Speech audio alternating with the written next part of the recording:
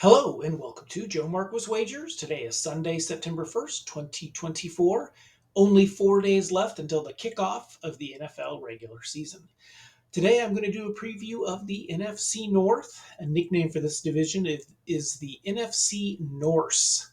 Before the switch to the current division format, when it was the NFC Central, it was nicknamed the Black and Blue Division.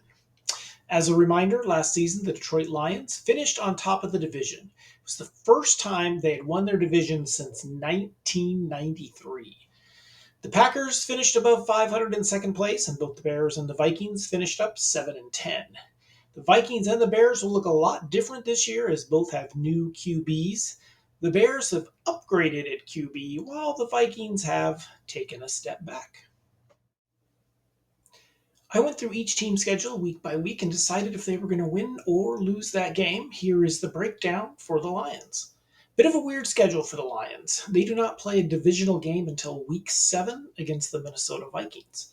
But the most interesting thing is that 14 of their games will be played indoors. Jared Goff's numbers are significantly better when he plays indoors opposed to playing outside. I think the Lions are going to have another excellent season, and their offense is going to put up historic numbers. I have them finishing at 12 and 5 and on top of the division. I played them on DraftKings to win the division at plus 140.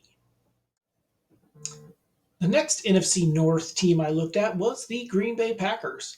The Pack won 6 of their last 8 games last year. Jordan Love appeared to turn a corner in the second half of the season. I really noticed it in that Thanksgiving Day game against the Lions. The first half of their schedule is much easier than the second half. I have them at 7 and 2 before their bye, but just going 4 and 4 down the stretch. I have the Packers finishing 11 and 6 and earning one of the wild card spots. The third NFC North team I looked at was the Vikings. The first half of their schedule is brutal.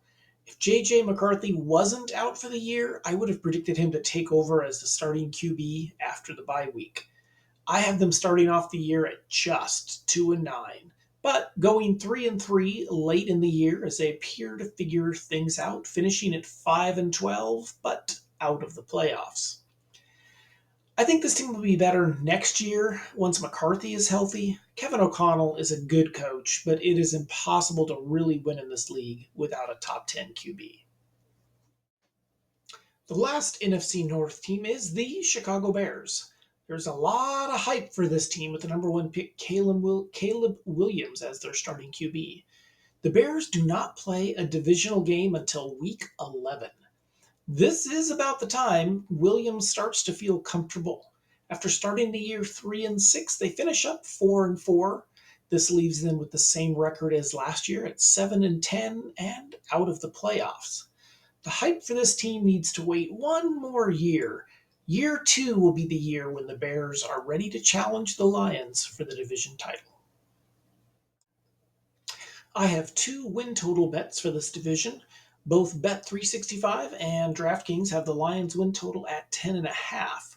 I have the Lions winning 12 games, so I played them over 10.5 wins on Bet365 at minus 130.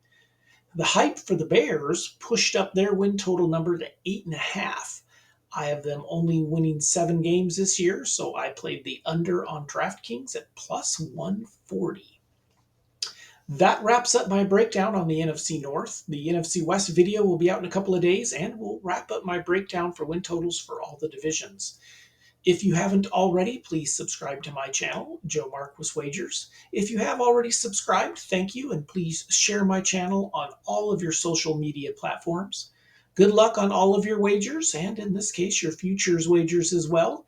And remember, when it comes to wagering, there is no such thing as a lock. There are only logical, well-reasoned wagers with good value.